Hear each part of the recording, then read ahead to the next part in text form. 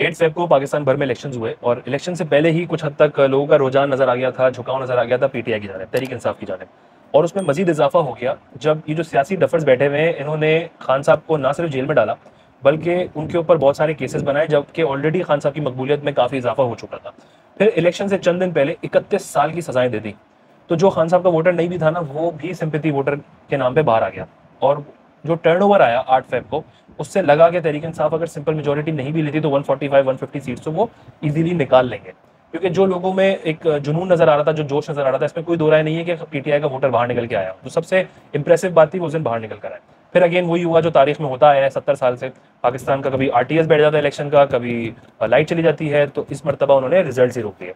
वरना पाकिस्तान की हिस्ट्री में मुझे याद है कभी इलेक्शन के अंदर, मतलब जहां तक मुझे याद है, हम हमेशा चैलेंज लगाते थे और जो रिजल्ट्स आते थे हम उस पर यकीन रखते थे और कभी भी उसके ऊपर किसी ने शक व शुबात आने नहीं दिए। इस मरतबा ये हुआ कि जो चैनल जो रिजल्ट बता रहा है वो गलत बता रहा है, उस पर आप यकीन ना करें। फिर रिजल्ट रुक गए, कहीं पर 1% 2%, कराची का तो खैर 2% से आगे रिजल्ट ही नहीं आया और वो आगे विक्ट्री स्पीच देके चलेगा एमक्यूएम वाले। यानी कि कराची में तो मैं और कहीं की बात करूँ ना करूँ, कराची में तो खुल के धांधली हुई। उन्होंने कह कर ली, वो कहते ना कह कर लेना, उन्होंने ऊपर वालों ने कह कर ली है कि जी हम कर रहे हैं धांधली, जो करना है कर लो। एमक्यूएम को 18 सीटें अनाउंस करवा दी, विक्ट्री स्पीच हो गई और उसके बाद एकदम से 2% का रिजल्ट था, एकदम से 100% हुआ और एमक्यूएम को 18 सीटें निकाल गई, 17 सीटें। कैसे उन्होंने ले ली पता नहीं, और कहीं का तो मैं कुछ नहीं कह सकता, लेकिन कराची के अंदर कम से कम भी 12-13 सीट्स तो पीटीआई की थी कम से कम, उससे ऊपर भी हो सकती थी, बट मैं मिनिमम की बात कर रहा हूँ। अच्छा खैर, उसके बाद इलेक्शन कमीशन ऑफ पाकिस्तान को आइन के मुताबिक इलेक्शन के 14 दिन के अंदर अंदर फॉर्म 45 अपनी वेबसाइट पर अपलोड करना होता है।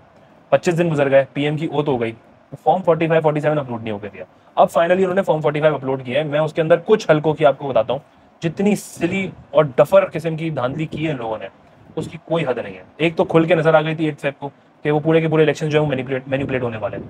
लेकिन अब जो फॉर्म 45 आए हैं उसके अंदर और बेवकूफाना हरकतें हुई हैं। मैं आपको बताता हूँ। सबसे पहले NA 151 मुल्तान, जहाँ पे मेहरबानो कुरैशी साहिबा जो है वो मूसा गिलानी के खिलाफ इलेक्शन लड़ रही थी। मेहरबानो कुरैशी साहिबा को मिले 608 वोट, मूसा गिलानी साहब को मिले 237 वोट्स और रिजेक्ट हुए उस पोलिंग स्टेशन से 27 वोट्स। अच्छा, इसमें चेंज इन्होंने क्या किया, इन्होंने 400 वोट्स मेहरबानो कुरैशी के निकाले और वो 400 वोट डाल दिए रिजेक्टेड वोट्स में, यानी कि 608 से वो हो गए 427 रिजेक्टेड वोट्स। और मेहरबानो कुरैशी के 608 से हो गए 208, मूसा गिलानी के वहीं रखे रहे 237 और वो इलेक्शन वहां से। इस तरह से बाकी पोलिंग स्टेशन के अंदर भी हुआ है, लेकिन ये एक पोलिंग स्टेशन है NA 151 मुल्तान का। अच्छा, इसके बाद NA 238 कराची, ये हमारा यहीं पे वोट था, हमने इधर ही वोट डाला NA 238 में। वहाँ पे हलीम आदिल शेख साहब। अच्छा, NA 238 का मैं ये बता दूं कि मुझे जो नजर आया था अपने पोलिंग स्टेशन के अंदर वो तहरीक इंसाफ था, कंप्लीटली तहरीक इंसाफ फेवर में नजर आ रहा था। वहाँ पे जो खवातीन थी उनका टर्नओवर बहुत ज्यादा था। वो जो खवातीन जा रही थी वो कैदी नंबर 804 के नारे लगा के जा रही थी कि कैदी नंबर 804 जिंदाबाद। तो वहाँ पे तो तहरीक इंसाफ का रुझान मुझे कंप्लीटली नजर आ रहा था और जो अनएक्सपेक्टेड था वो औरतों का टर्नआउट था। अच्छा, NA 238 कराची के एक पोलिंग स्टेशन का जो रिजल्ट है वो है हलीम आदिल शेख को मिले थे 450 वोट्स, MQM के सादिक इफ्तिखार साहब को मिले थे 9 वोट। किया गया, 4 हटाया वहां से और 4 लगा दिया MQM पे। 450 से हो गए 50 हलीम आदिल और सादिक इफ्तिखार हो गए 9 से 409। मतलब इतनी बच्चों वाली मिस्टेक इनकी है। बच्चों मिस्टेक क्या, मतलब धांधली है। एक जगह से 4 हटाया, दूसरी जगह 4 लगा दिया, एक जगह से 6 हटाया, वहां पे 3 लगा दिया। निहायत ही थर्ड क्लास किस्म की धांधली है, कोई ढंग की भी नहीं कर रहा है वाकई में। इसमें कोई दो राय नहीं है। उनको कहा गया था कि सियासी डफर्स हैं, वाकई सियासी डफर्स हैं। अच्छा, उसके बाद है NA 238 एक और, वो भी वही हलीम आदिल शेख साहब वाला। पीटीआई के हलीम आदिल शेख को मिले थे 506 वोट और MQM के मेंबर को मिले थे सादिक इफ्तिखार साहब को 20 वोट। अच्छा, इसमें इन्होंने किया ये है कि वाइडो से 5 को मिटा के 2 कर दिया, 506 से वो हो गया 206 और MQM के 20 से हो गया वो 320, यानी 300 वोट उनके निकाले और 300 वोट डाल दिए। वो 20 के आगे 3 लगा दिया कि जी 320 वोट्स हो गए और वाइडो से 5 को काट के 2 कर दिया, यानी कि 506 से 206। अच्छा, NA 138 लाहौर, जहां से मियाँ साहब थे, मियाँ नवाज शरीफ साहब और यास्मीन राशिद साहिबा।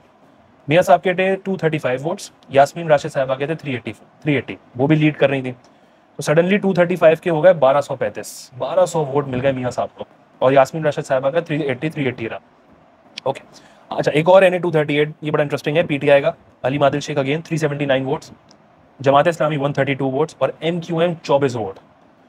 पीटीआई का 379 से सडनली हो गया 179। जमात इस्लामी की भी 100 वोट जो है वो निकाल दिए, 132 से 32 और MQM के 24 से 324, यानी कि 300 वोट निकाले पीटीआई के और वो 300 वोट डाल दिए, 24 के आगे 3 लगा दिया MQM का और वो बन गए 324 वोट। मतलब इस पर इससे इनको डफर भी मेरे ख्याल से कुछ बेहतर कर लेगा चीटिंग, लेकिन इनकी तो धांधली इतनी बुरी एक्सपोज हो रही है। वो 8 फरवरी से ही हो रही है। अब तो खैर इन्होंने फॉर्म 45 निकाला है, इसमें खुल के नजर आ रही हैं ऐसी मिस्टेक्स जिसको कोई डिफेंड नहीं कर सकता। मेरी समझ से बाहर है ये इन्होंने क्या ब्लंडर्स किए। अब इसमें देखना ही होगा, इंटरेस्टिंग पार्ट ये है कि पीटीआई इसको कैसे चैलेंज करती है, क्योंकि अब गवर्नमेंट फॉर्म हो गई है और प्राइम मिनिस्टर भी बन गए हैं, सूबों की गवर्नमेंट भी बन गई है, वहाँ पे भी ओथ टेकिंग सेरेमनी हो गई है। अब ये किस तरह इसको चैलेंज करते हैं। अगर ये चैलेंज कर भी देंगे तो अगेन अनफॉर्चुनेटली जो हमारे माशाल्लाह कोर्ट के निज़ाम है उसके अंदर एक हर अगले दिन एक नई सुनवाई होगी, इसको डिले से डिले करते चले जाएंगे और पीछे से गवर्नमेंट जो है वो अपना काम करती रहेगी। तो अब पीटीआई किस तरह इसको देखती है ये देखना होगा।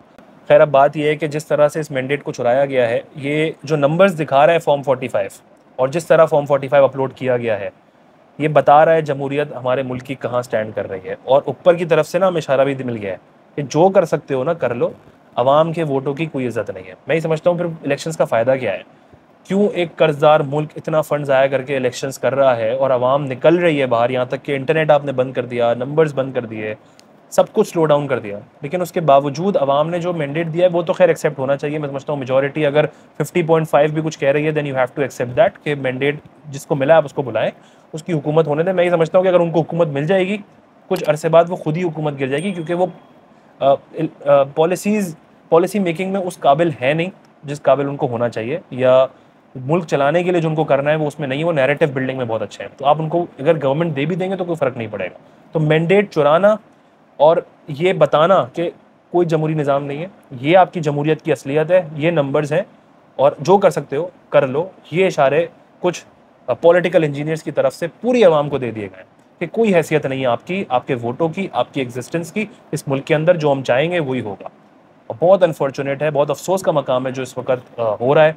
और जिस तरह से इन्होंने फॉर्म 45 अपलोड किए हैं और जिस तरह से एक पार्टी के मैंडेट को चुराया है, उन्होंने एक अच्छा टर्नओवर अपने लिए निकाला, उनका वोटर बाहर निकल के आया, then you have to respect the voters के हाँ जी वो आए हैं और जमहूरी निज़ाम से उन्होंने वोट डाला है और उसको एक्सेप्ट करें।